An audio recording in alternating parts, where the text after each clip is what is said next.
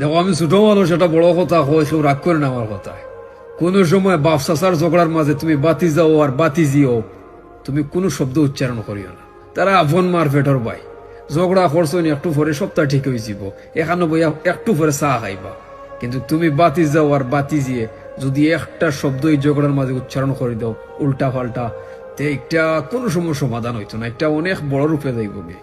যে কারণে গিয়া চাচার মনে কষ্ট লাগে যাব যে আমার বাতি যায় আর বাতি যে এই কথাটা আমার হইল কিনা।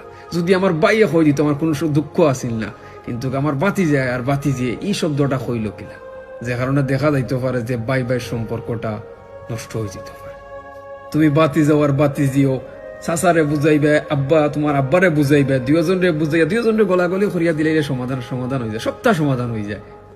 কারণ তারা আপন মারফেটর ভাই, তারা একজন আরেকজনরে যত কই না এখানে এক মারফেটর ভাই।